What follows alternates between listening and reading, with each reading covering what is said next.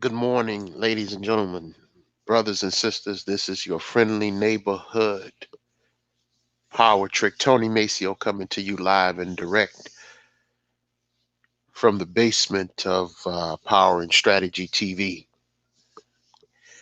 It's about 8:17 in the morning, and I wanted to do a little short podcast on a very disturbing trend that I've been speaking out against and that I've been talking about for quite some time, and what we've been talking about on Mac City. And that is the emergence of, I don't want to call them murderous incels. I don't want to call them black pill. To tell the truth, I don't know what to call them. I don't know what to call them. I don't know what to say. I don't know. I don't know what to call them. I'm at a loss for words. As I'm getting older, I'm having a touch of the buckwheat as I'm getting ready to approach 50 myself. So I can see I have my main man Frank in here from the Man Cave, Janelle Santos, reigning woman, and of course Miss Nicole Michelle from the Inner Beauty Movement. And one thing I'm noticing, a lot of these so-called red pillars in conversations between women, jumping in conversations between women, stalking women in chat rooms, stalking women on social media. Red pill men that have avowed or claimed to have sworn off women, but yet they're always in a woman's face. They claim to have sworn off women, but they always in a woman's space. Good morning, Miss Buckner. Uh, Glad you can join me on this early, cold morning in Ohio with about a couple of inches of snow on the ground. Shout out to everyone in the chat room. I didn't expect you guys to be here this morning. Shout out to Miss Topaz. Shout out to the chat. Shout out to everybody in the chat. Let me take some of my drugs here. I have a bit of a head cold. So let me take some of these drugs to clear up my nasal passages. So excuse me. I'm not sniffing cocaine. It's Afrin. It's Afrin. It's Afrin. All right. So anyway, where was I? I was here's where I was. I remember. I'm seeing a lot of these dudes in spaces, in women's spaces and women's conversations and women's faces, telling them how much they don't like women. And I was going to begin this podcast with uh, an admonishment from the Quran, which talks about avoiding extremes. The middle ground is better for you. And I was going to go into this complicated lecture and dissertation, but I'm not going to do any of that. I'm just basically going to keep this simple. And what I've seen to notice here, and I'm just going to come out and say it, and I may piss somebody off if they hear this. I'm going to tell y'all what y'all already know, okay? I'm just going to say it. And it's not going to be popular, but a lot of these red pill niggas are just losers, okay? Did y'all really need me to say that? And I know they're going to say, well, you simping, nigga, you simping. No, I'm not pandering. Because anyone that knows my history, anyone that has ever listened to my podcast, or our podcast, me and the Fat Mac's podcast on Mac City. Shout out to the Fat Mac, my brother, the Fat Mac. Anyone that has ever listened to our podcast know that we went in without mercy on women a lot of times. So you can't accuse me of so-called quote unquote simping. But the thing is that a lot of these niggas, I'll talk about the white dudes in just a minute, but do you guys ever wonder how these red pill dudes always have the same profile? It's always the same kinds of dudes that are red pill. It's so many damn pills, I can't keep up with them. They got a red pill for men, then they got a purple pill, then they got a black pill, then they got a blue pill, then they got a yellow pill. They even got a pill for women that want to swirl. They got a damn pink pill. They got a gold pill. I mean, all these damn pills just to talk, just to be able to talk or communicate with the opposite sex. You need a pill. Now, I understood that you need a pill in order to get up. I understand Viagra, but excuse me, you need all these damn pills just to talk to a woman. You need all these pills just to say hello to a bitch now. Or you need all these pills just to stay away from a bitch now. I mean, when is this shit going to end? I mean, seriously. But anyway, I noticed that all these niggas fit a typical profile. All these niggas fit a typical profile. If they're white, here's what they look like. They tend to be unkept. And I'm not talking about, don't pull Rolo Tomasi out your ass or any of these other pickup artists or game, so-called quote unquote game advisors, because they're the exception to the rule. They don't represent the mass of their constituency. So all of these niggas tend to be the same type of person. If you look at them, they're not very appealing. They're not very attractive. And I can say that because I don't consider myself as an attractive nigga, but I'm far from hideous as well. So let me get that out the way. But all these niggas fit a typical profile. They're rather unattractive. They're scruffy looking. They spend exorbitant amount of times online. They spend a whole. You can see that these niggas sleep with a dictionary. Books are their best friends, and there's nothing wrong with that because I love books. I love reading. It's nothing wrong with building your mind and exercising your mental faculties and capacities. Nothing wrong with that at all. Nothing wrong with it at all. But you see that these niggas spend an over abundant amount of time inside of books. They spend excessive time. They spend excessive amounts of time inside of a book. They live in books. They live in books. They think in books. And what it is what they're trying to do. They live their lives inside of these little uh, books or dissertations or uh, scholarly articles that they read, and it's nothing wrong with scholarship. I'm a researcher. I'm a researcher by trade. I love reading. Nothing wrong with it.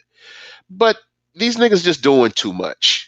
If I could just be honest, it's just too much. And what they're trying to do is they're trying to substitute their intelligence for personality.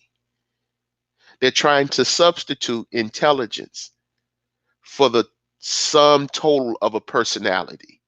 And that never works. So all of these dudes tend to have the same profile. All of these dudes tend to have the same MO, the same persona. They tend to be socially awkward, sexually frustrated, uh, intellectual to the point of insanity, isolated, uh, you know, antisocial. They tend to exile themselves, often uh, these little corners that they create for them. They live in a bubble, so to speak. They live in a bubble, a self-imposed exile that they've created for themselves. And they relate to the world sort of like children, you know. You can find these guys, they are at the cusp of technology. And it's bad to say that. I know this sounds like a stereotype, but I'm sorry, it's true. You find these guys at the cusp of digital technology, at the risk of sounding redundant. You find these guys, they're at the forefront of every innovation in social media. They just don't seem to have real meaningful lives.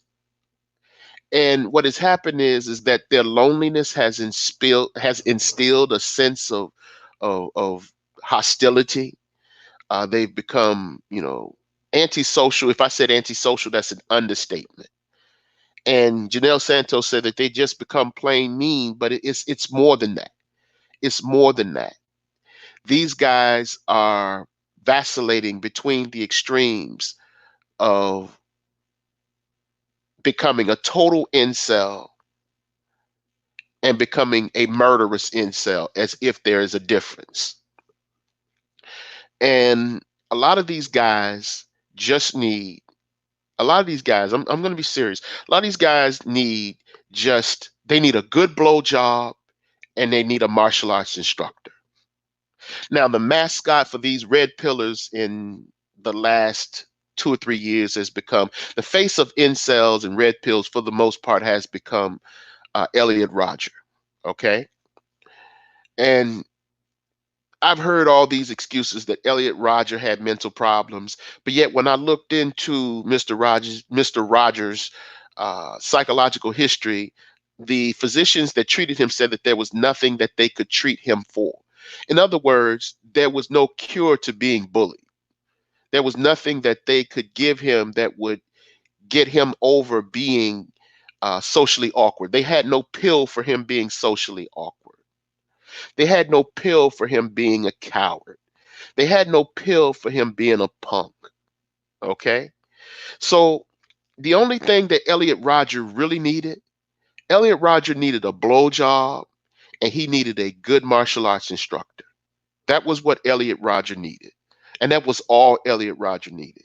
If Elliot Rodger had gotten a blowjob and if he would have been able to whoop some niggas' asses, the situation that went down with him wouldn't have ever gone down with him. That was what was wrong with Elliot Rodger.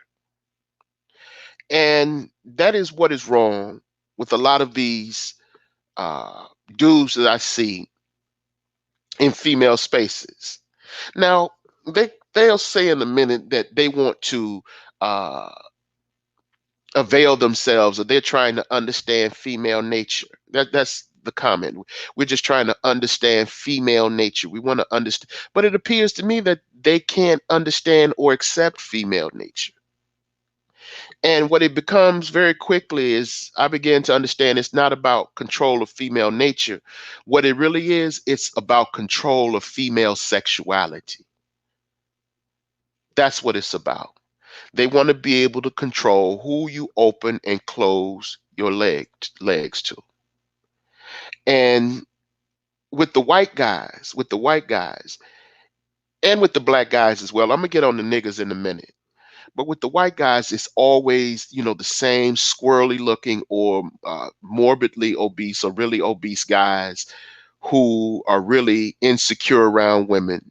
And so what they're trying to do is use their rage to mask their insecurities. And it never fails. It's always the same prototype of a guy. It's always the same one. I was listening to Sandman. I used to listen to Sandman. I stopped listening to Sandman. And he did one podcast where he was talking about the late comedian Benny Hill. Now, if anybody remembers Benny Hill from late night, you guys remember Benny Hill's comedy was kind of risque. It was kind of lewd. But he went on to say that Benny Hill was celibate, if I could say that. If I could say that. He was kind of celibate, but it appears as though Benny Hill was borderline. He could have been considered borderline homosexual because and that's the way that a lot of these guys will hide. A lot of guys who are insensitive, not insensitive, a lot of guys that are insecure around women, what they do is they dive headlong into hedonism or they dive headlong into pornography or I mean, not just pornography because they need to get off, but they just dive headlong into women and sexuality to try to disguise their frustration, and it never works well. And this is what happened with Benny Hill. and his type of comedy. And this is what I also see. Well, actually, I don't see this from the red pillers. They claim to be running from sexuality. Now, there are many different variations of this so-called red pill. From what I understand, there are men that are with women that are married. There are women. There are men that. Excuse me. There are men that are married to women. There are men that date women that are red pill, and then there are the hardcore monks slash incels that they have sworn off women altogether. They don't want to be bothered with women. So I'm looking back to my original conversation. I'm looking at this thread on Facebook, and this guy is saying, he's telling this person, he's telling, this person, how much he admires, you know, her content. He's talking about how much he admires her content. He's talking about, how much he likes her content, how, so forth. I mean, he's just going on and on and on and on. And when you read his comment, he's invoking some names of some YouTubers that are supposedly red pills. And these guys have sworn off marriage and sworn off women. And I get it. You don't want to get married for whatever reason. But what kills me is that a lot of these guys, the guys that he called, they do have women. So that's, again, that's kind of confusing and that's problematic for their argument. But the thing becomes, they'll say, well, they have sworn off women with checkered sexual pasts. They have sworn off women with checkered sexual past. And my thing is okay, what kind of women are you going to deal with? What kind of women are you going to deal with?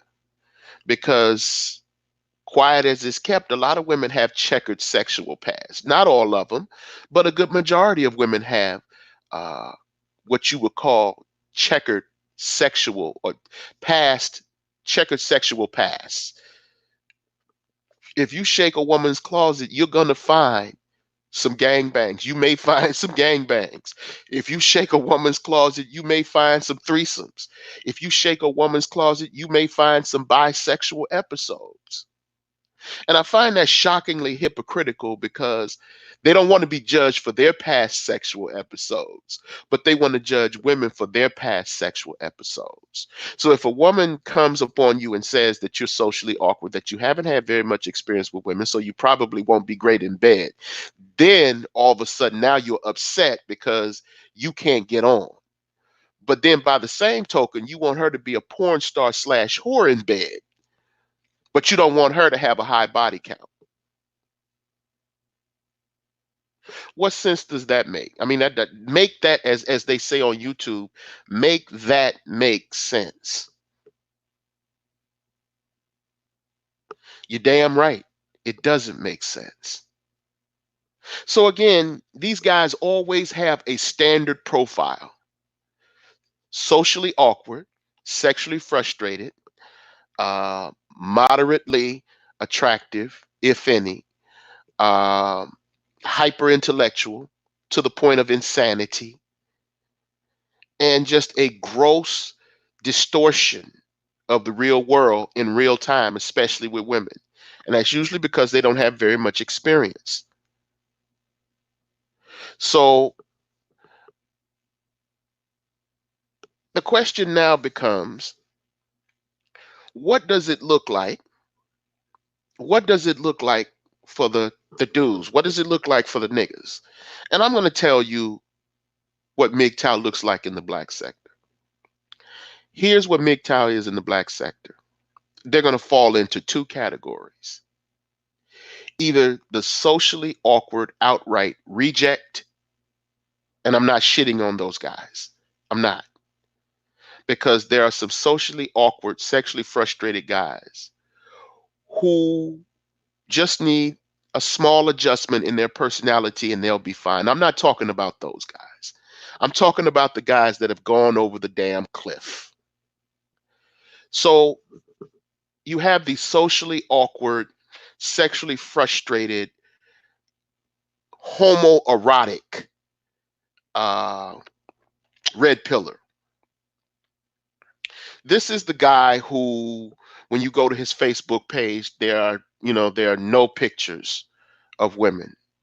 There's not a hint of women involved anywhere in his on his profile. There's not a hint of masculinity. There's not a hint of like or attraction to females anywhere on his Facebook page. Well, you can say, well, how can that be? Because it's social media. But you will tend to see guys at some point at least like, female pictures. They, at least the niggas that are thirsty will like the Instagram models that they see. At least they'll put likes on those models.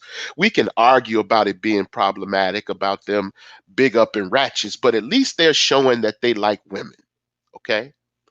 So there's a hint of heterosexual conduct on their profiles. That's what I'm trying to say. This guy that I saw when I went to his page, he was talking all this shit. I went to his page and it was just as I expected.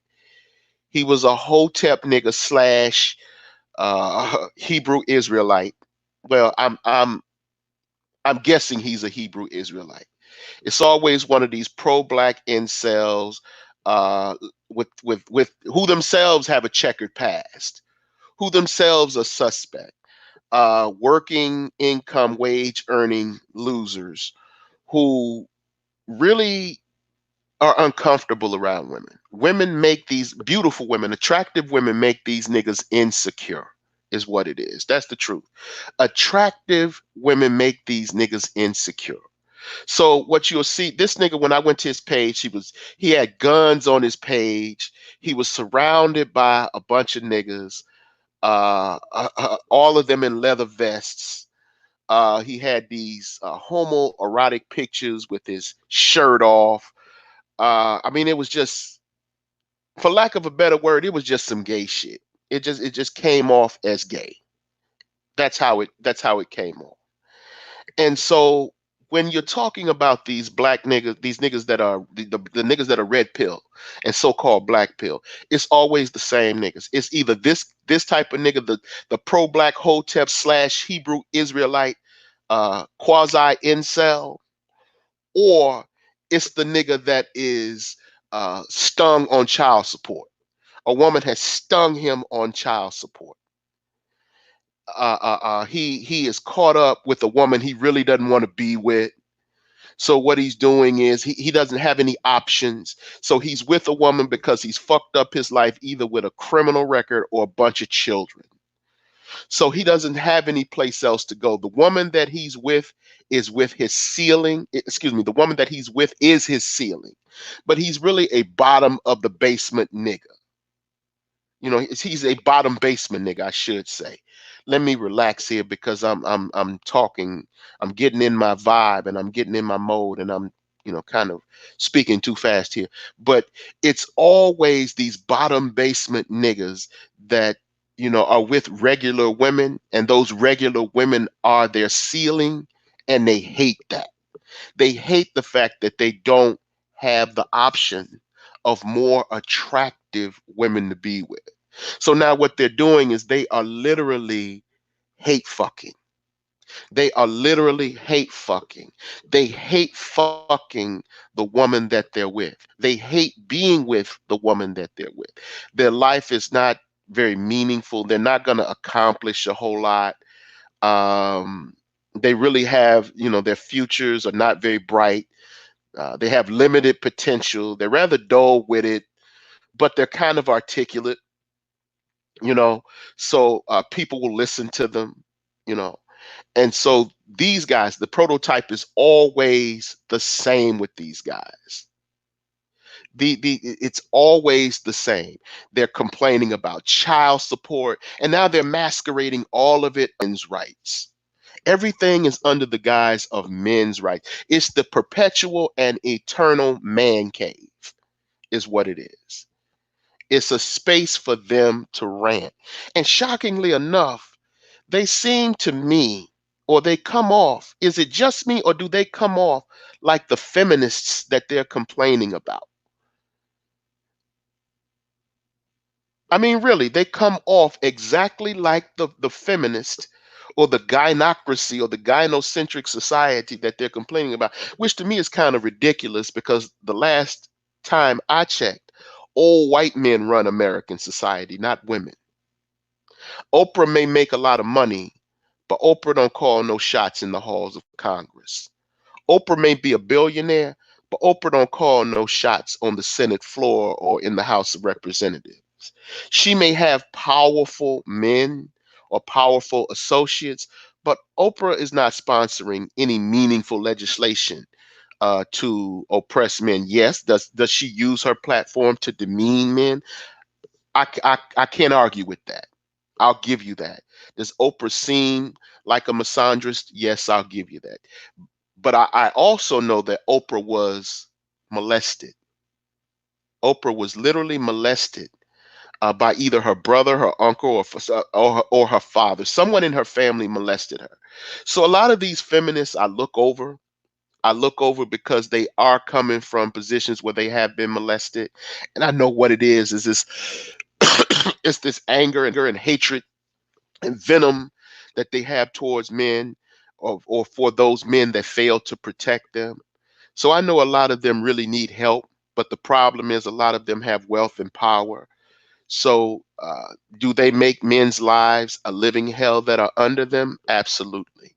But I know Oprah, at the end of the day, Oprah doesn't have any real political power. She doesn't. She doesn't. Oprah has influence. Oprah doesn't have power.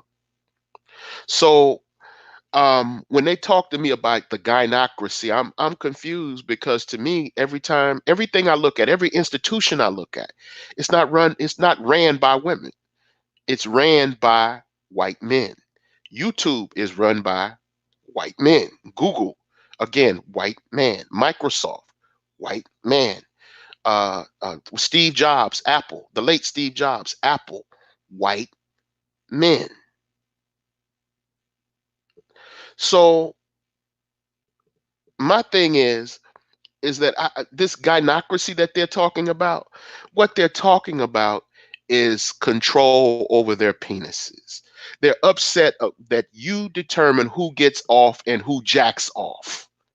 That's what this is about. You determine who gets off and who jacks off. This is dick and pussy politics.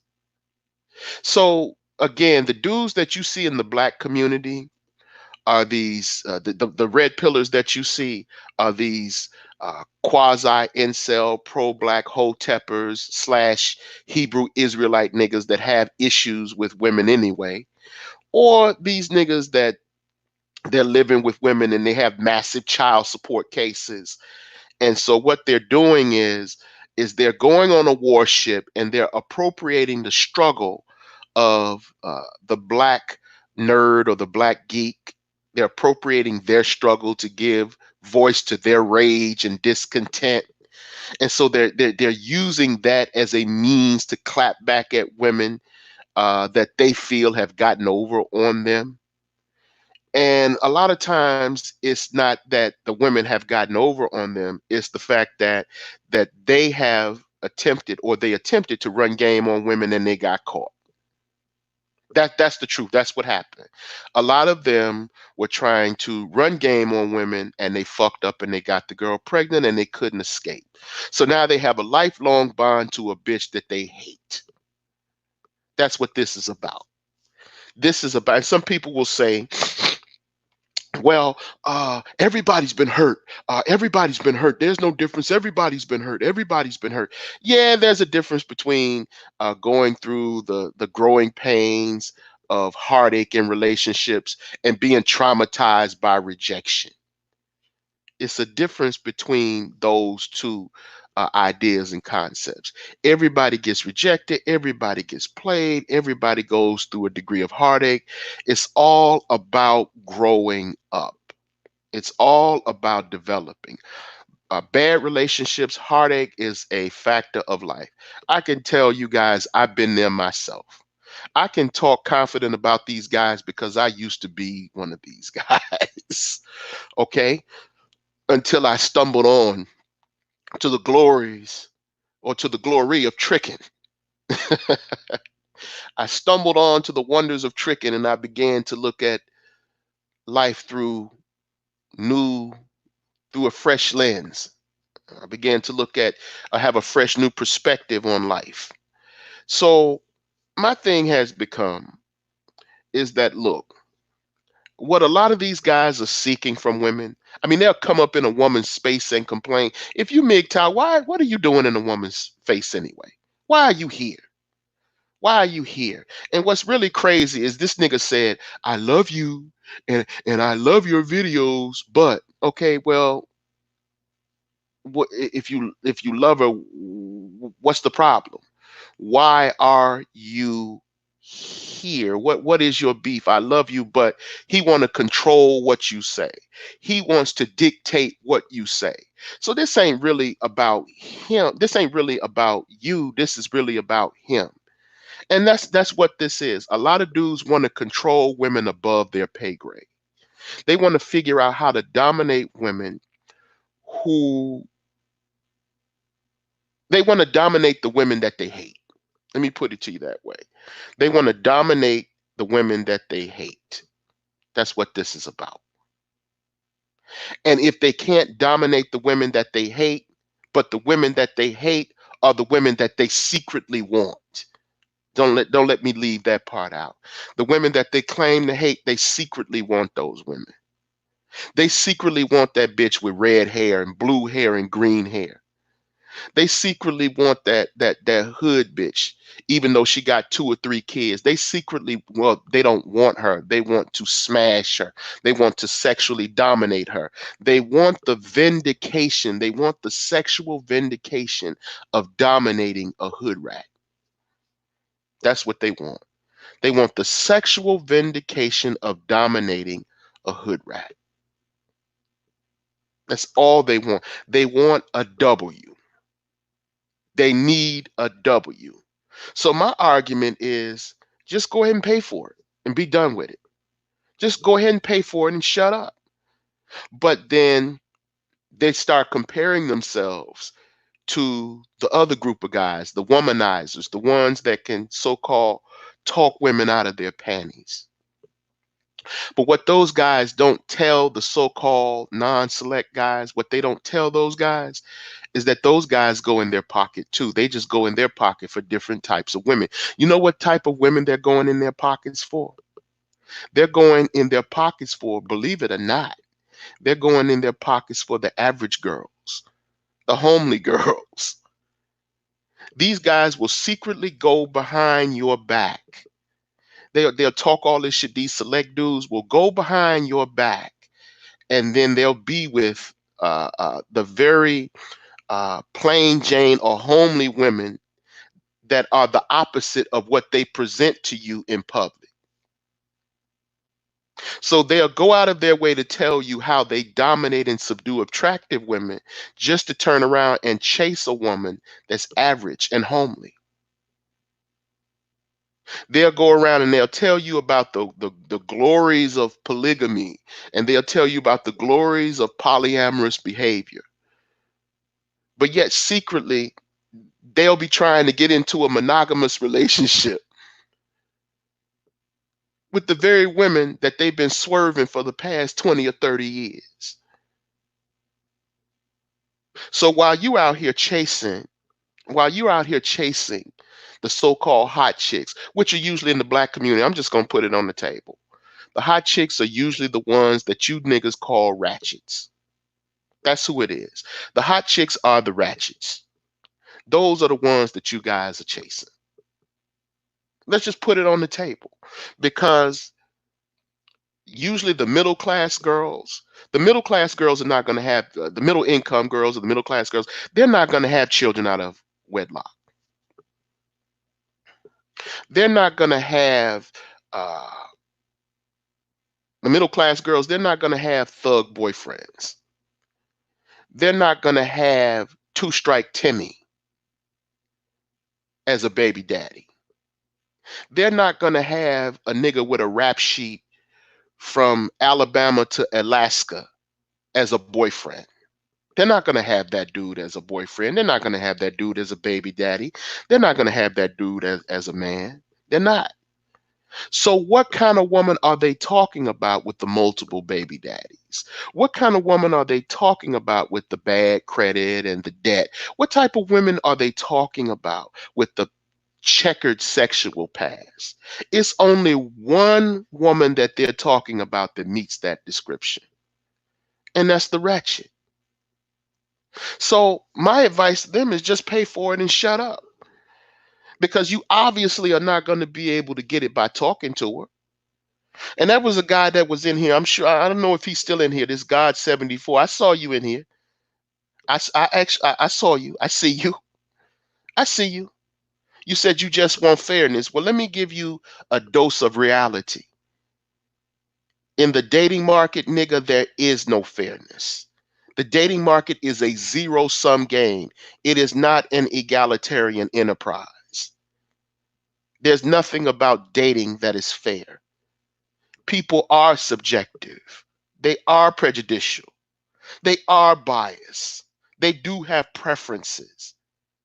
The presence of preferences necessitates the absence of objectivity and fairness. People have the right to discriminate. It's called preferences. So there is no fairness. There is no fairness in the dating market. You idiot.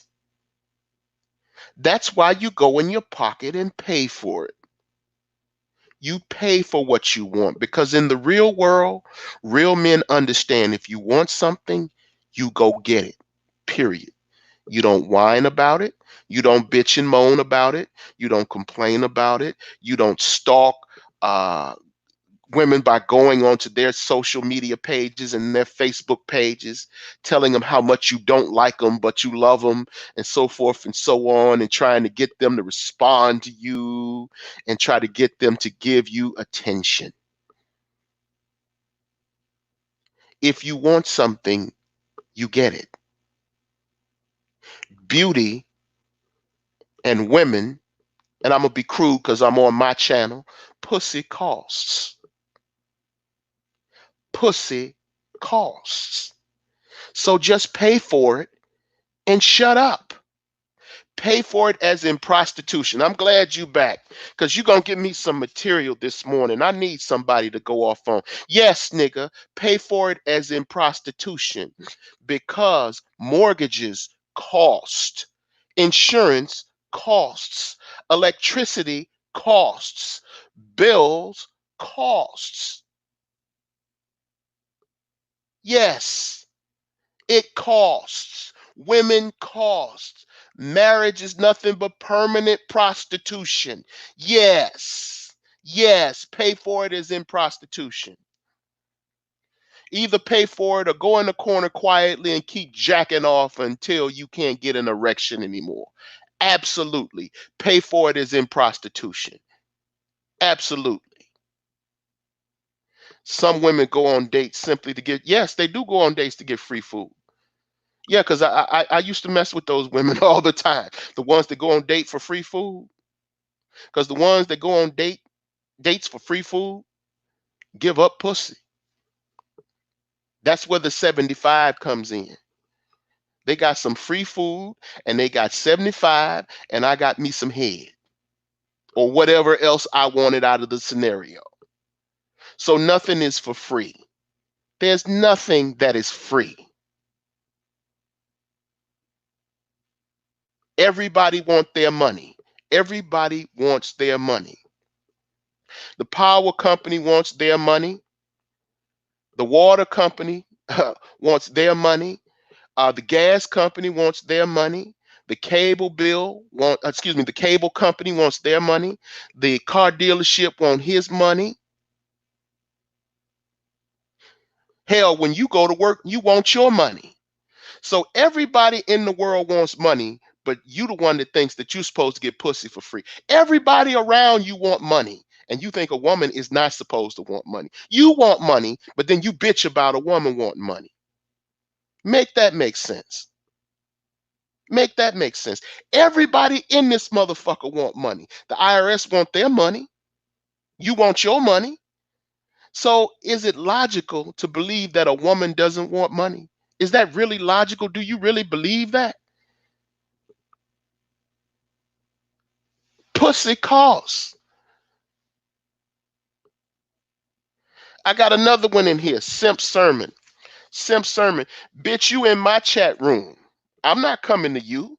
Simp sermon. See, this is the type of nigga that want to come in here. Again, he's doing this for the benefit of the women in here. Simp sermon. Simp sermon. This is the type of nigga, again, that wants your attention. He just needs a blowjob. That's what he wants. He wants a blowjob. He wants acceptance and sexual validation from you. That's what he wants. But he's too ashamed to admit that he needs the sexual validation from conquering you. It's an old trick from the 48 laws of power. It's called disdain what you can't have. So because a lot of niggas can't have the women or the pussy that they want, they hate you now, but they secretly want you. I think Prince made a song about this. I hate you, but I love you. That's what this nigga is. That's what this kind of nigga is. That's what he's here for. He's here to show you how much he wants you, but he's here to show you how much he doesn't like you, excuse me. He's here to show you how much he doesn't want you by attention whoring in front of you. That's what he's here for. That's what he's here for.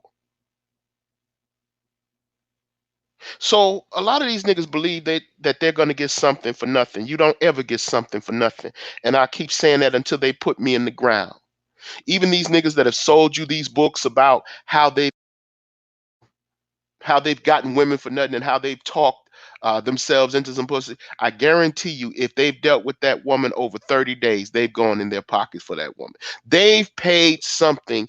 They have borne some type of expense. They paid some type of cost. They have gone into their pocket at some facet for that woman at some point, but they're not going to tell y'all that.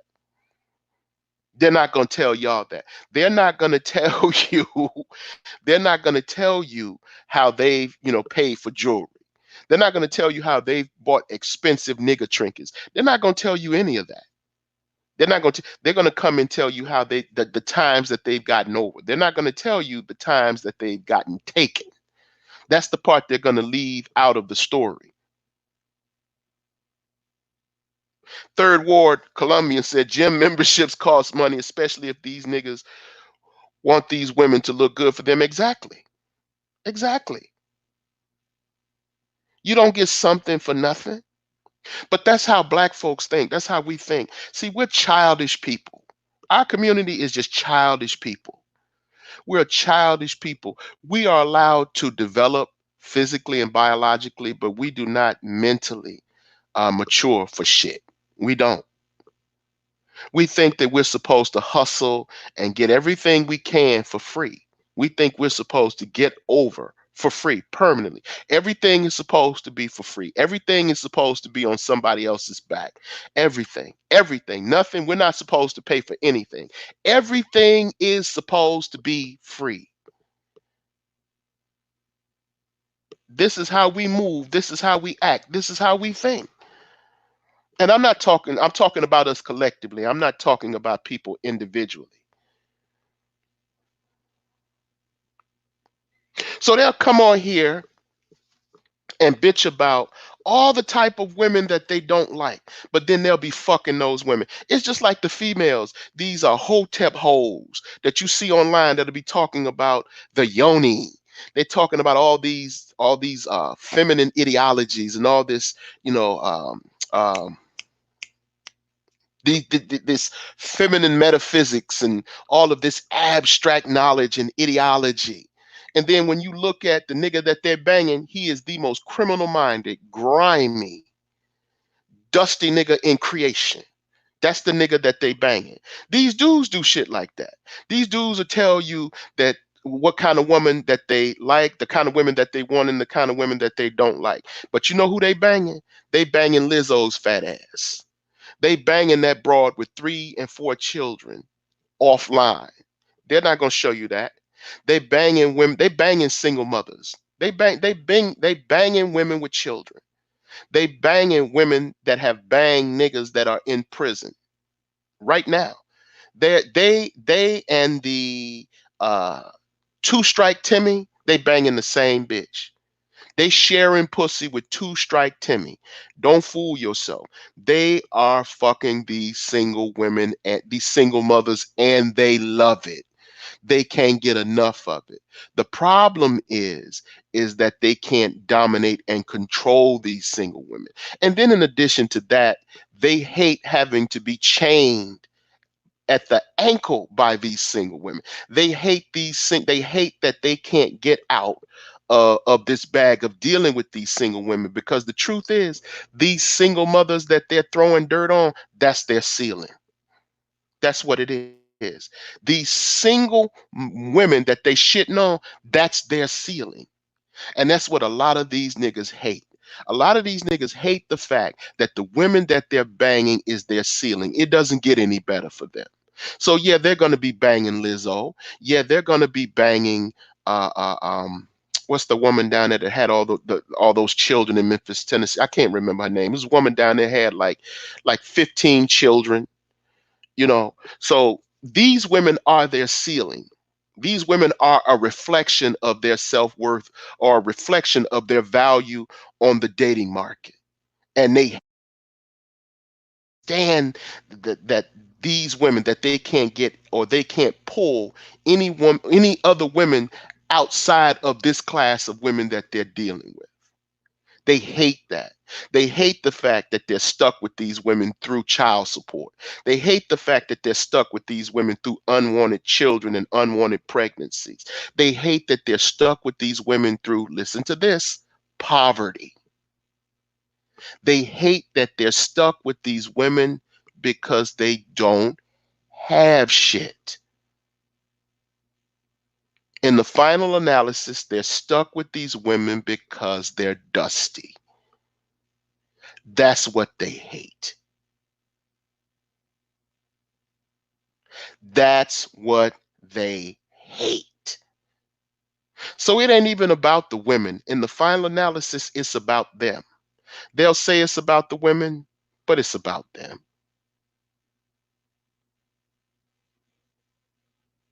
So don't buy this shit that they're talking. Now, let me say this to be fair. Let me say this to be fair. Uh, you should always, you should always be your best self. You should always be your best self. Yeah, I'm gonna do the video for expungement, Tony Snow. I'm gonna do that. I'm probably gonna do that within the next week or so. But I'm getting ready to go out of town, so yeah, I'm gonna do it. So anyway, you should always be your best self. Okay. And some of these dudes, they're not going to put in the work to be their best selves. And the fact of the matter is that with the women that they want, it's not gonna matter.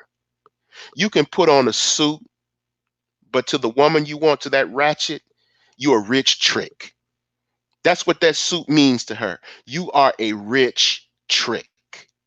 That's what that shit means when you put that suit on. You're advertising to her that you're going to pay her.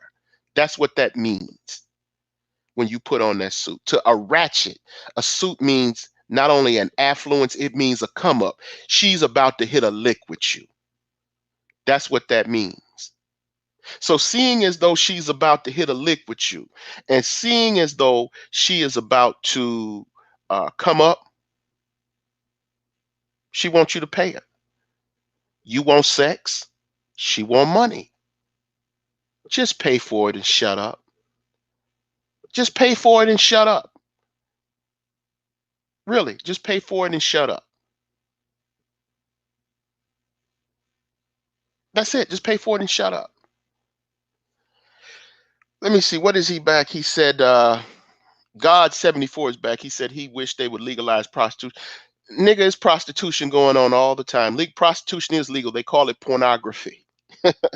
Pornography is nothing but legalized prostitution. That's all it is. And prostitution, I think, is legal in Nevada. So if you move to Nevada, you won't have a problem. If you move to Nevada, you'll be good. You'll be good. So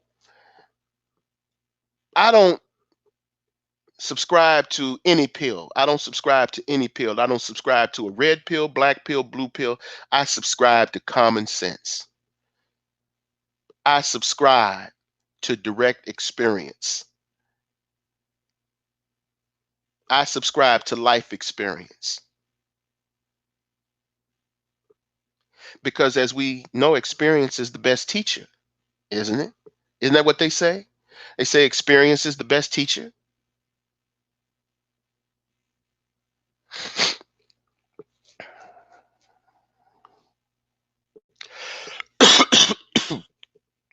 So, and the thing is, you'll hear these niggas talking about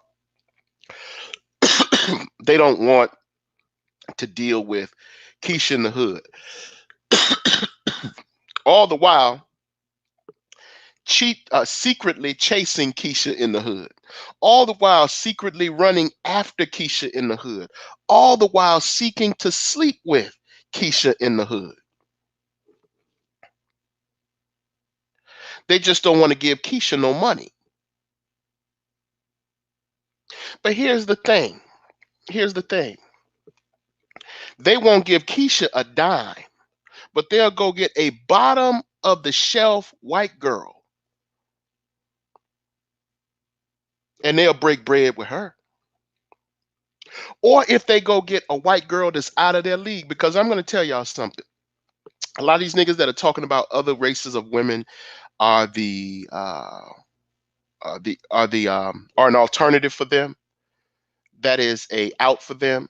They will go and find the very kind of woman in all these other races that they swerved in the black community. So in other words, if they don't get a Lizzo, they'll go out of the race. They won't date a black Lizzo. They'll go in the white community or in the Hispanic community and find a white or brown Lizzo.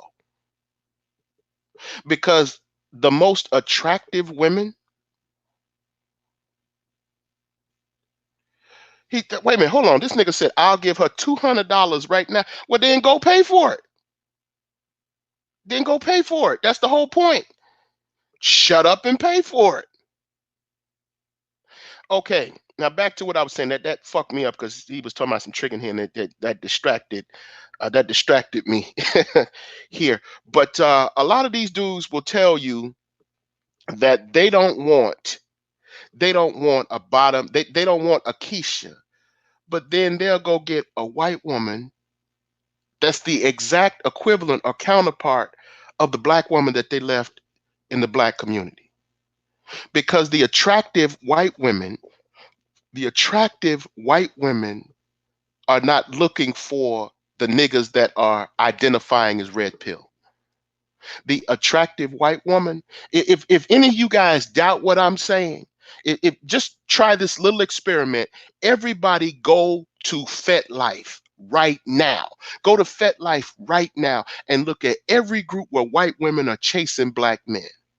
And look at what kind of black men they're chasing. Look at what kind of black men they're trying to get at. Look at what kind of black men that they're trying to holler at and get next to. Go look at those men. Go look at exactly the types of men that those white women are getting at. And I guarantee you, it's not these niggas that are complaining in these social media space. It's damn sure not the type of nigga that I saw complaining on that Facebook page. She ain't checking for him. It's damn sure not going to be these niggas on here talking about red or black pill. It's not those niggas. They want niggas that look like Derek Jackson. They want niggas that look like Ghost. That's what they want.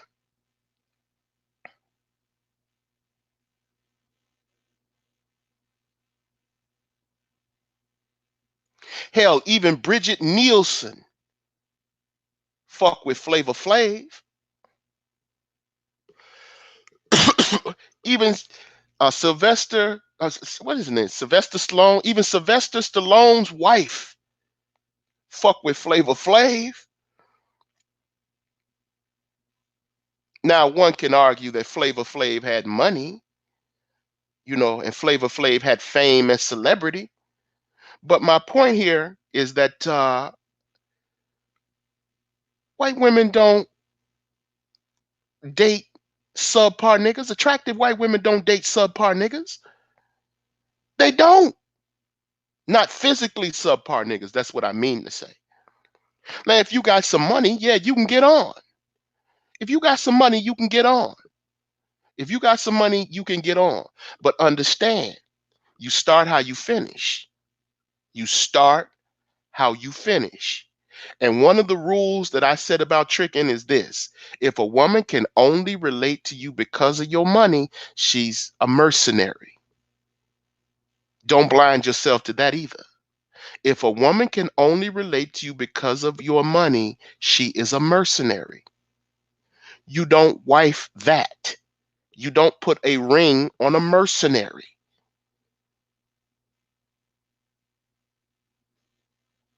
So understand, yep, you can get a woman because of status and power, but if it's exclusively because of status or economic power, I wouldn't trust that. And you could say, well, you can't trust any marriage. There's no guarantee against infidelity. You're right. There is no guarantee against infidelity. You have no guarantee. The only thing guaranteed in life is death.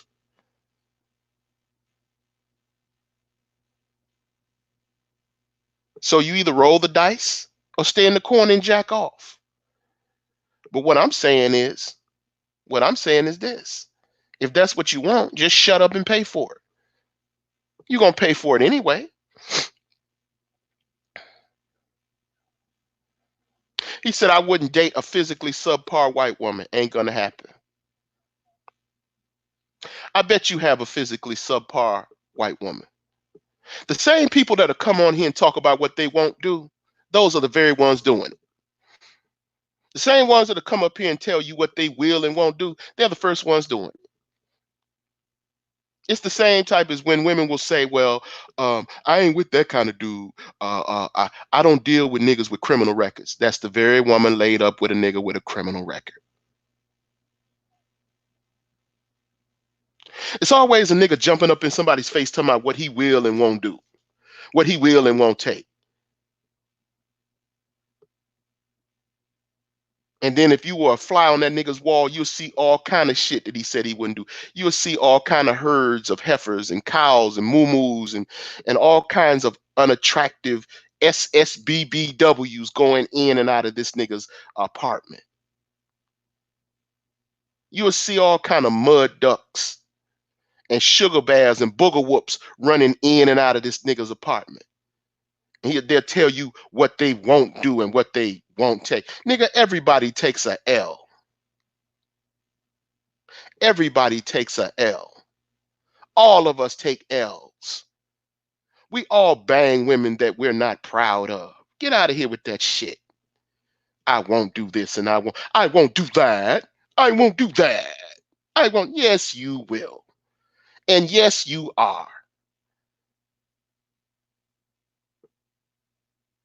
So get out of my chat room with that shit. See, over here, we have always dedicated ourselves to being honest. Over here, I have honest conversation. I don't care what it makes me look like. I don't give a shit about what it makes me look like because I'm not interested in being popular, especially to none of these niggas on YouTube. I don't give a shit about popularity. I don't give a shit about popularity. Over here, we tells the truth. We calls it how we see it.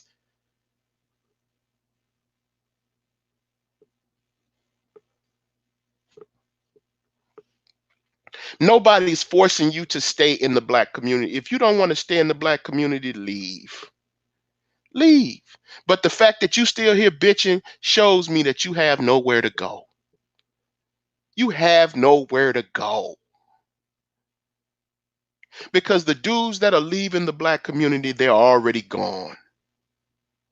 They've been gone since college. They've been gone since undergrad. And you still here threatening somebody with the prospect of you leaving. Just go. Just go.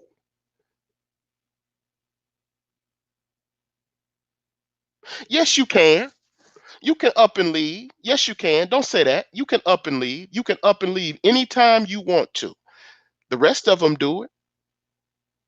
They got passports. They're in Colombia. They're in Brazil. It's a bunch of brothers in Brazil and Colombia. The late Charles, what's his name? Charles Taylor, Charles Tyler, whatever his name was. He up and left. He had black skin. He up and left. You can leave. You can up and leave. Don't tell that lie, nigga. You can leave. You can leave right now. But you know that if you leave, you know you don't have the money to stay gone. Say that part. You don't have the money to stay gone. That's what it is. So you're not here because because of your skin color. Don't tell that lie. You here because your money ain't long enough for you to stay gone. That's why you can't leave.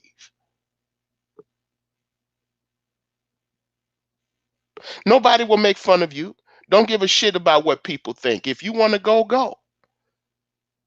You don't govern your life by what other people think and believe. If you get the fuck on. If you want to go, go. Go. Why you care about what people will make fun of? You gone. If you leave, you're gone. Who cares about what they say? They're not in your face. You're not in theirs. Just go.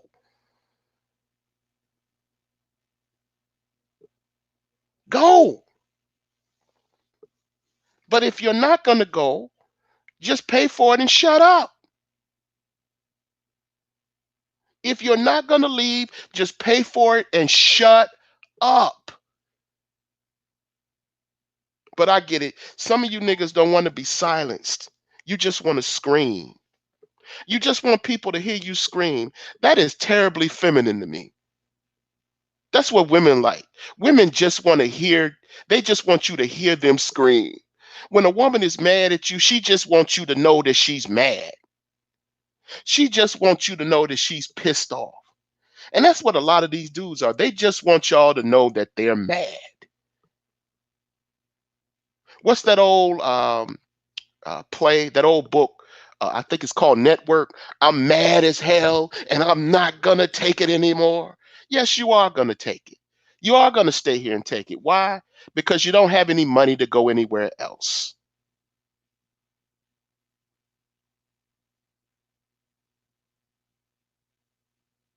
Well, if you can leave for $500, nigga, go. Go. You got $500? Go. Scotch cheap flights? Go. Go. So why are you still here? Go.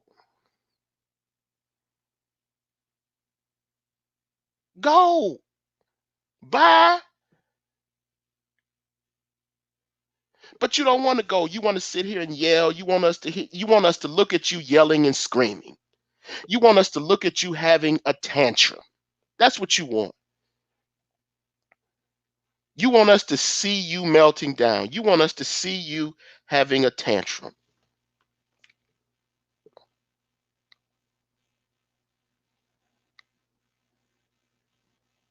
That's what you want. That's what you want. Okay, we see you having your tantrum. Now what? Now what? We see you jumping up and down. We see you screaming and hollering. We see all of that. You can scream. We see all of that. And you still ain't going to get what you want. Now what? Now what? Now what?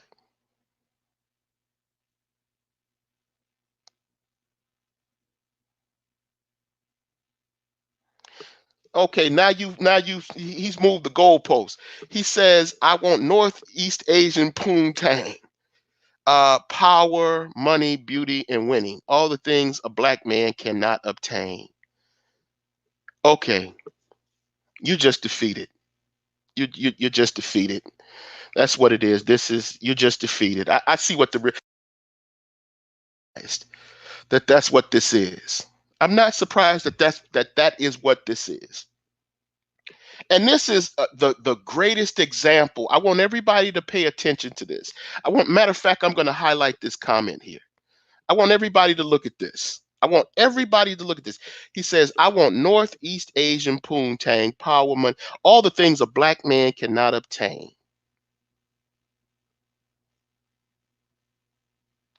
All the things. So this nigga thinks that a black man cannot obtain power, money, beauty, and winning. This is what he believes, and this is who this is a this is symbolic of MGTOW. This is symbolic of MGTOW. I am defeated as a naval officer. I know warfare. I know game theory, and I accept reality. He says I am defeated, bruh. No matter where you go, bruh. No matter where you go, with this type of attitude, you're finished. And this, I want everybody to pay attention. This is symbolic. This is the personification of red pill in the black sector. This man here is confessing. I hope everybody, I hope everybody pays attention. This dude is confessing. This is a confession here. This dude is telling you how he really feels. You have gained insight into the mind of the black sector of the red pill black manosphere.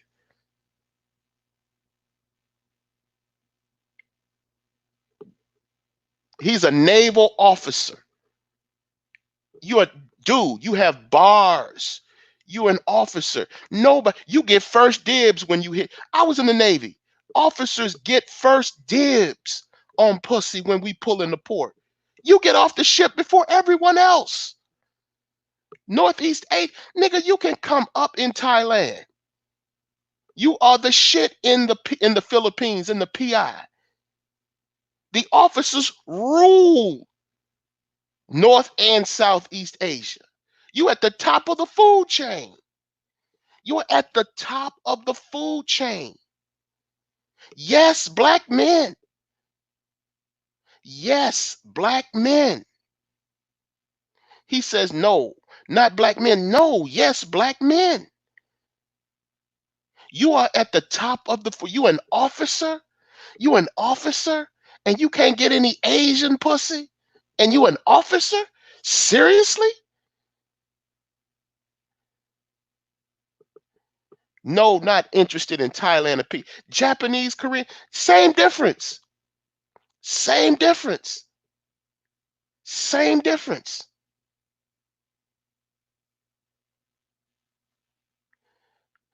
This is confession this morning, y'all. This is confession. This is confession. I want everybody to look at this. I don't know if he's being serious, but I take him seriously because this is what I think of the red pill manosphere. This is actually what I think of the red pill manosphere. This is actually how I feel about them. And this nigga is confirming my suspicions. He's confirming my beliefs.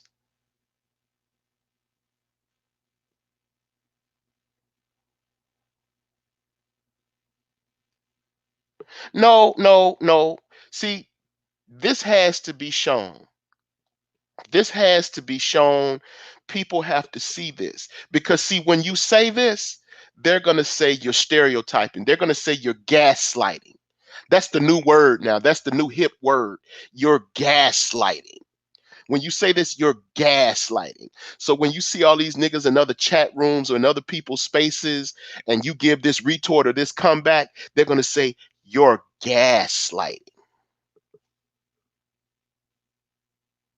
This needs to be exposed. You need to own your constituency. Just like the Democratic Party tends to have a bunch of poor niggas in the hood that are their voting constituency, and working class black people who they keep lying to and playing and running game on to get their political support. Just like the Republicans have these ignorant, backward, reprobate, snaggletooth, dirty red and black Mackinac, greasy hat wearing white folks as their voting constituency. This is the voting constituency of MGTOW. This is the voting constituency of MGTOW. Y'all need to see this. This is your average. They're gonna deny it. They're gonna deny it until the cows come home. But this is their constituency. This is the average red pillar. This is the average, be he white or black. See, it only takes on a class uh, um, distinction. It takes on a class field because the niggas that are red pill are broke. See, at least some of the red pill white dudes may have a little money.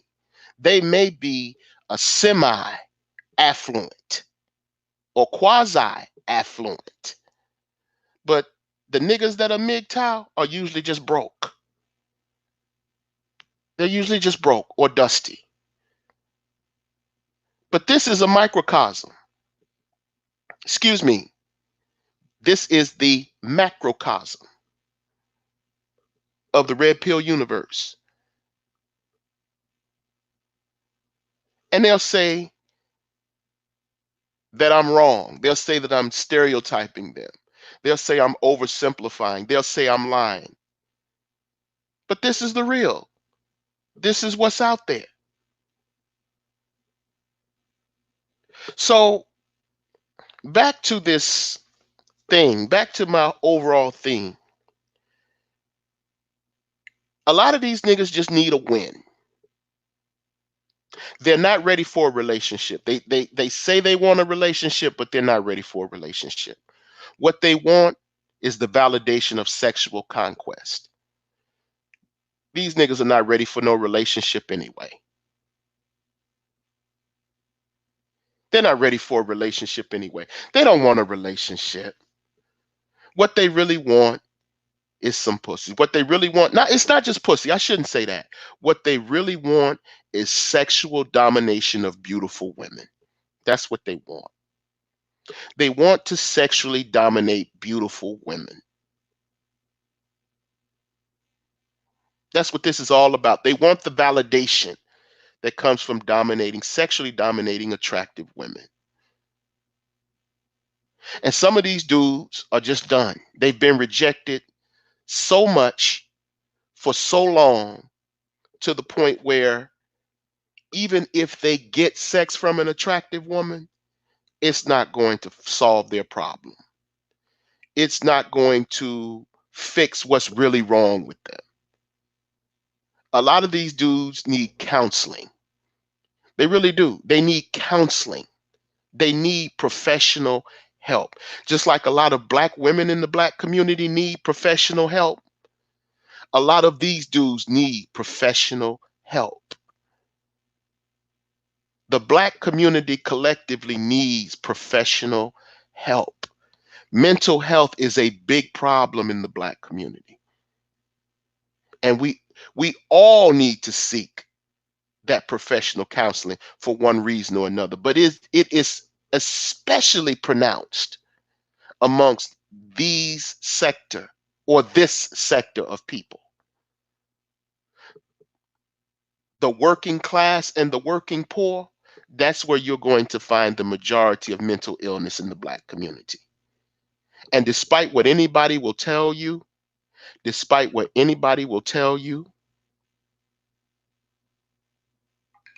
most of the black community is working class.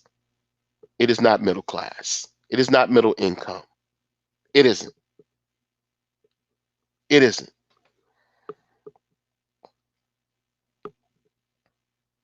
So the thing here is that a lot of these guys,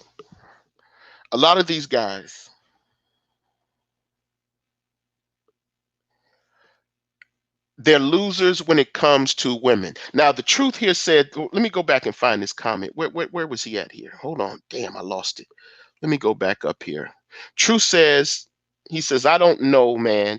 I doubt white MGTOWs are losers doing well financially in life. You make my point. You make my point. They're not losers economically or financially. They're losers when it comes to interpersonal relationships with women. I'm agreeing with you. They're not losers in that aspect because what they're doing is and Napoleon Hill talks about this in his books. He talks about taking sexual energy and channeling it into business in order to excel in order to become a successful entrepreneur and a successful businessman. He talks about the channeling of sexual energy into business. In other words, using your libido to get your money game up. So, no, they're not losers from that aspect, but they are inexperienced when it comes to interpersonal relationships with women. And because they don't understand these uh, little psychological hacks when it comes to dealing with women, they end up becoming bitter. They end up becoming frustrated. And if unchecked, they will end up becoming murderous. So you're right. They're not losers in life. They're just losers when it comes to women. But it doesn't have to be that way because they have the things that women want. But the thing is, they're insecure about how to deal with them because they haven't had a whole lot of experience in dealing with them. Or the ones that they've dealt with have traumatized them beyond repair. Don Diego says, Mr. Maceo, if you were 20 years old right now, would you still trick or would you try to dom them bitches? I'm going to be honest. 20 years old, I wasn't trying to trick. I wasn't trying to trick. I wasn't trying to trick. I was trying to dom them bitches. But then that goes back to what I said earlier on an earlier podcast. Everybody's game is not created equal. All game is not created equal. Everybody's game is different. The Every man's game will not be found in his conversation. A lot of men, their game will be found in their lifestyle. A lot of men will offer supreme game when it comes to their lifestyle, when it comes to their culture, when it comes to how they move, how they communicate in centers of power, how they communicate in networks, how they function in life is their game. So not everybody is supposed to be slick at the mouth.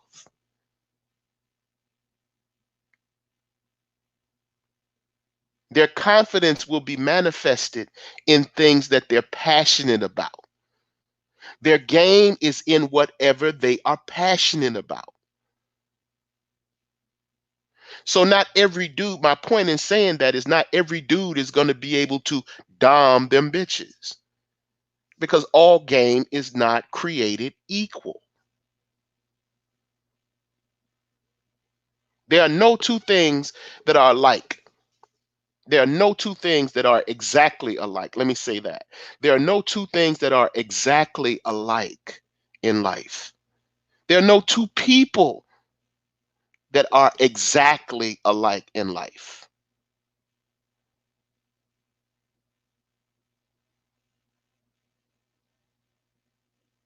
We're supposed to be individuals.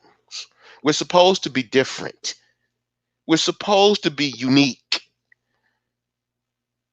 So, how can you believe that everyone is supposed to have the same mouthpiece? How can you believe that everyone is supposed to have the same personality?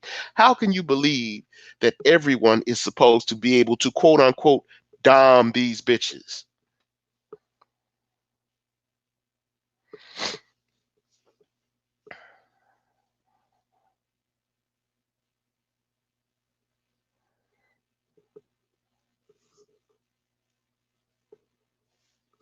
The problem is, Miss Michelle, you're not going to understand them because their problems are beyond your ability to fathom.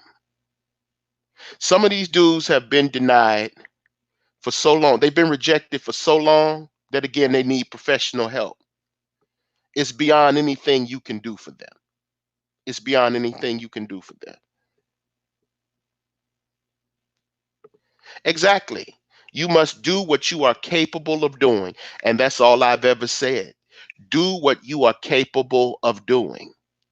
Do what you are capable of doing and be the best at what you're capable of doing. Whatever works for you, do whatever works for you. If you able to dom them bitches with your mouthpiece, dom them bitches with your mouthpiece. But I know how that turns out too. Because it's only so long that you can talk before those bills need to be paid. It's only so much you can say before responsibility kicks in. So women that are in their spring and summer years, 18 to 25, they're not looking for a husband. They're not looking for a husband. They're looking for a good time. They're trying to find themselves sexually, just like you trying to find yourself sexually, just like you trying to put notches on your belt. You don't think she's trying to put notches on her thong? You don't think she's sexually experimenting? You don't think that she has hormones?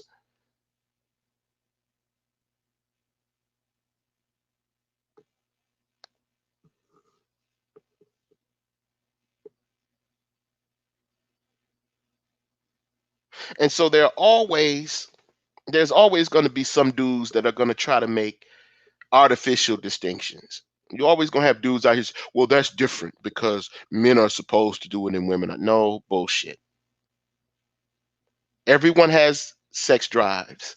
We all have a libido, and everybody's going to exercise that motherfucker. But at what point do you develop and mature? That's the question. And that's the conversation that we're not having. At what point do we develop and mature? This is where all the talk about alpha fucks and beta bucks comes in. This is where all of that shit comes in. Because what's happening is that you got two people running into each other during the spring and summer years of their lives. When you're young, when you're young, you ain't really looking to marry nobody right away. You're not. When you're young, you looking to sow your wild oats. You're looking to run wild and free. You're just discovering who you are as a young person. You're raising hell. You're having fun. That stage is meant for development. And at that stage in your youth, at that stage in your youth, you're not supposed to be trying, to uh, get serious. But at some point, you do mature. At some point, you do mature. So you should be careful. The balance of that is don't be out here just having babies willy nilly. I can't co sign that. I can't co sign reckless sexual promiscuity. That I cannot co sign. I can't co sign that.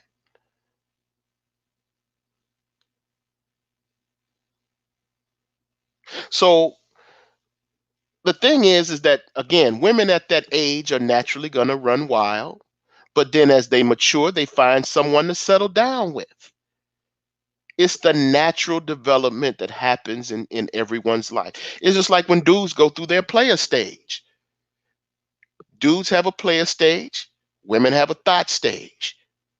It's the same shit. So at some point you grow up, you develop, and then you get tired of that shit and you get married. It's the normal development that every race of people deals with. Every race of people, every race of people, every group of people, no matter what their ethnicity, no matter I don't care what what their color is. Everyone goes through a situation to where they raise hell, have fun, but then they get older and then they start trying to cash out and lock it down. It happens. It happens. The problem in the black community is that because our family structures are fucked up, there's no one there to give guidance. Because when we were coming up, the first thing we found out about was the glories of prophylactics. When I went off to the military, see, we had elders in my community. We had elders in our community, and we had people in our community. We had a lot of places where we could go and get game and wisdom from. One of my favorite uh, game advisors was, believe it or not, he was Our insurance man. He sold my father life insurance. He sold us life insurance, home insurance, and yeah, it was life insurance. He was a life insurance salesman. And when I was getting ready to go into the military, one of the things he said was this. He said, "You're getting ready to go off." He said, "Now you're getting ready to go off into a world that's full of a lot of temptation." He said, "Make sure you wear a rubber. Make sure you keep a rubber on you. You never go out without a rubber. A rubber is like a MasterCard. You never leave home without it." And the reason we're having these problems is because we don't have that anymore. We don't have people in the black community anymore that dispense that kind of game. We don't have people in the black community giving those kinds of lessons. The elders were the last family structure. They were the last vestiges of family that we had in the neighborhood. And now the elders that are in the black community now are the people that come from the crack generation. Those are the elders now. A lot of us are taking advice from crackheads. So this has an effect in how we deal with each other, not only, in a from a social standpoint, but how we deal with the opposite sex in a sexual standpoint. Nobody's telling us basic things anymore. We're not getting basic game. We're not getting fundamentals. We're not getting bare minimums. So now no one is telling these Johnny Appleseed ass niggas to wear rubbers. Nobody's telling these women to make sure you don't get pregnant. No one is telling women about foams. No one is telling women about pills. No one is telling women about diaphragms. Hell, they ain't even discussing birth control, period. So now when these women are going through their thought stage, they're coming out with babies by niggas that they don't even like and niggas that don't even like them.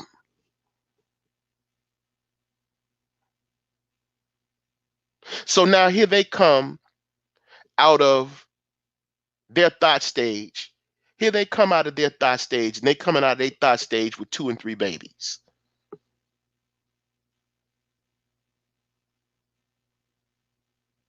Whereas in other communities where there is a thriving patriarchy, where there is a two-parent household, they go through their thought stage, they go through their whole stage, and they still manage to get a husband. White women are not a bastion of purity. Asian women are not bastions of sexual chastity. Please, they're in poor countries. Sexual perversion is the order of the day in Thailand and the Philippines. And anyone that has been there knows what I'm saying is true.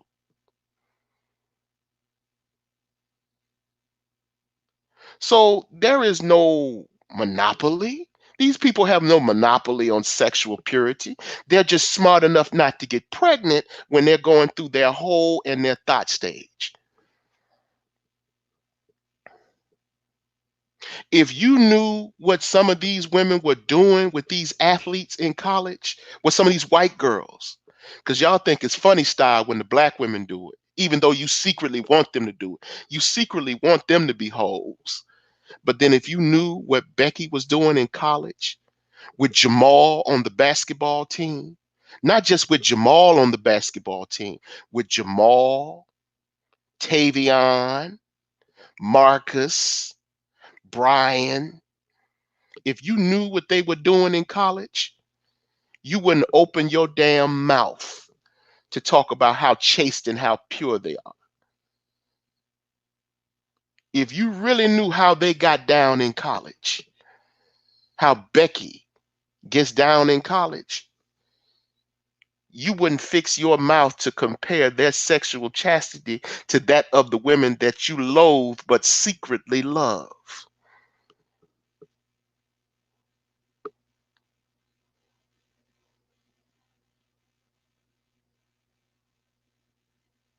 So don't sell me that shit about these women being chaste and pure. They just come from backgrounds where they have two-parent households.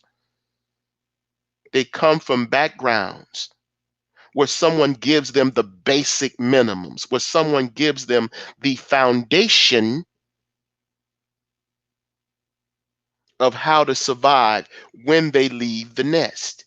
They have something called a father. They have something called a mother. They have something called a vibrant, healthy family. That's what the difference is. It doesn't mean that there isn't some dysfunctional fuckery in some sectors of their family. Everybody got dysfunctional members of their family.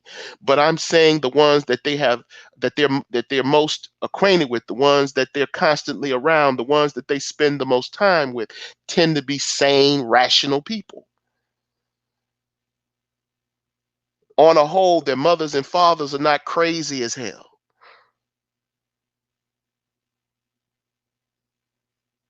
That's the difference. So here's a quick inside tip. When you fix the black family, you will fix teen pregnancy. When you fix the black family, you will fix the marital rate.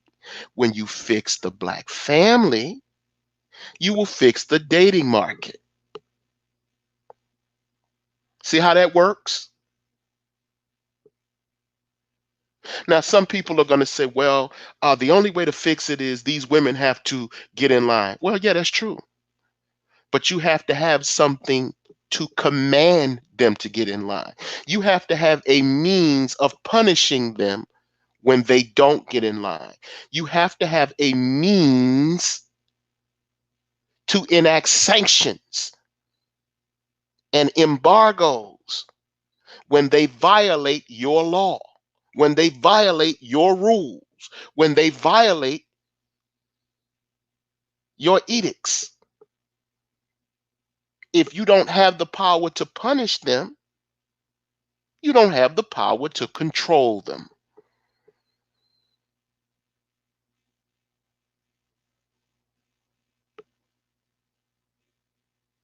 So, with all that being said,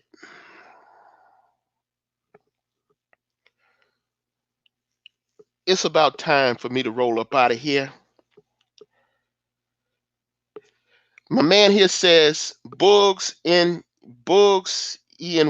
I don't know how to pronounce that. He says black women got to stop listening to Oprah and Hillary for starters. Okay, you're right, my man. Make them listen to you. Make them listen to you. You're absolutely right.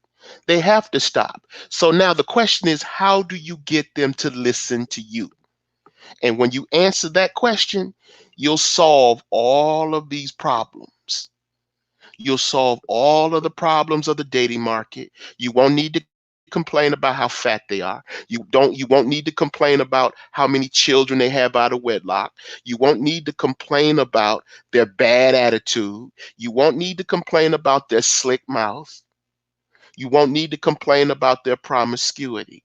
When you answer that question, all of those problems or all of those solutions to those problems will naturally fall into place. So you're right, Books.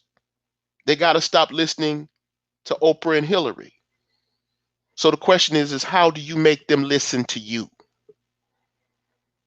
How do you get them to listen to you?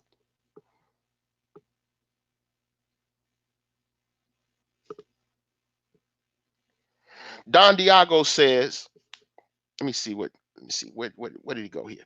Don Diago says there's no way to fix it now because of the law. No, there is a way to fix it. There's a way to fix it. Because the men that are dominating and controlling them fix it all the time. You don't see the level of control that these men have over these women. These niggas have women signing on credit applications. You know how many nigga Corvettes are gonna be sold here in the next 30 days off of their tax refunds?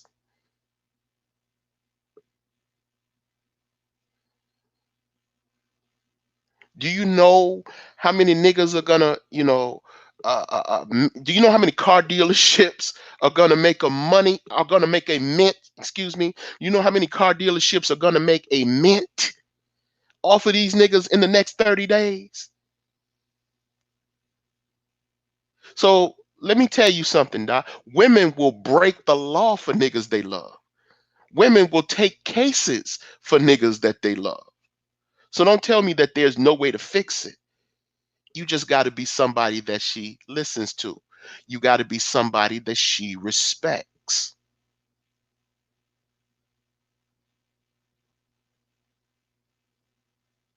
So therein lies the problem. Most of these niggas complaining, most of these red pill niggas that are complaining, women don't respect them anyway. They don't. They don't respect them anyway.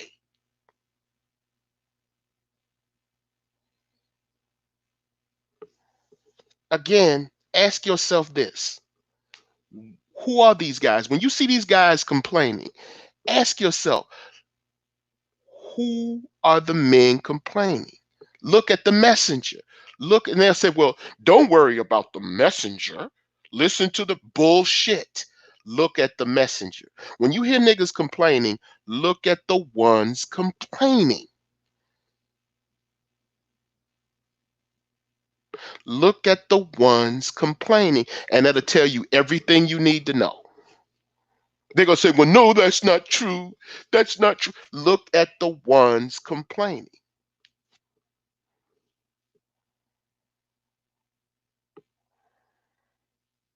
Look at the messenger, and then you'll understand the message. Now, somebody's going to say that that's an ad hominem. I know somebody's going to come out their mouth and say that that's an ad hominem. No, it's not ad hominem, and I'll tell you why. Because anytime a police officer investigates a homicide, he has to look at motive. If there's no motive for the crime, they don't look at that person as a suspect because they know that they can never make a case against him if they can't ascertain or figure out why he did what he did or why he committed this act. If they can't figure out the why, they don't have a suspect. Not a suspect that they can reasonably investigate if they cannot discover a motive. So my point is that a person's motivations are always fair game when you're listening to their message. Who they are is always at issue because it in a court of law is called credibility. Anytime a witness takes the stand, it is an issue of credibility. They are putting their credibility at issue when they stand up or when they take the seat or take a stand or get on the stand to testify in a civil or criminal case. Their credibility is at issue. So if anybody's delivering a message and their actions are in direct contradiction to the message, you don't place a whole lot of capital, social capital, emotional capital, political capital in what they're saying. That's why who they are is important. Because when someone is explaining something to you, or they're admonishing you, or they're correcting you, or they're encouraging you, or they're promoting an idea, a concept, they put their credibility at issue. And if their credibility is shaky, then their message is usually shaky. Some people will say, well, they could be right. They could be right. They could be. But a lot of times they're not. You can't stand before me and represent an ideology and then be the antithesis of that ideology and then ask me to believe in that ideology.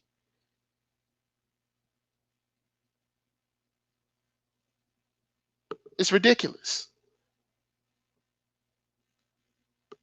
So this conversation has gotten a little long in the tooth. So with that being said, I'm about to get up out of here now.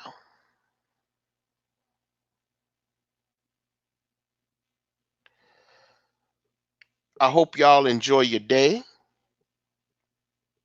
I have to get out here and fight this cold. I'm fighting a cold and I have to get outside and fight this cold. It is freezing outside here in Ohio. And I'm about to get on with my day. Shout out to the one and only Fat Mac. Go over there to MacCityLimitsPodcast.com. I'm sorry, MacCity.com, or go to Mac City Limits Podcast on YouTube. Please support Mac City Limits on Patreon. My links are also here as well. If you want to support me through Cash App, it's Tony Maceo on Cash App. On PayPal, me is Tony Maceo 71. On Patreon, it's Power of Strategies on Patreon. Power of Strategies on Patreon. So go over there and support my brother, the Fat Mac. He has put up an interview that I did with one of his ratchets about 10 years ago. And it is a fascinating exploration into insanity, the insanity of ratchets, and it proves why you do not marry them. So go over there and check out that content. Go over there and check out the Fat Mac. Come over here if you are so inclined. Uh, Power of Strategies on Patreon. My PayPal is Tony Maceo 71. My Cash App is Tony Maceo. If you're so inclined, support me. If not, I don't give a shit. Give a shit if you do. Don't give a shit if you don't. It is what it is. That's the way it is, and everybody knows what it is. And with that being said, in the words of Don Cornelius, until I come up with a catchy finishing line, I wish y'all love, peace, and soul.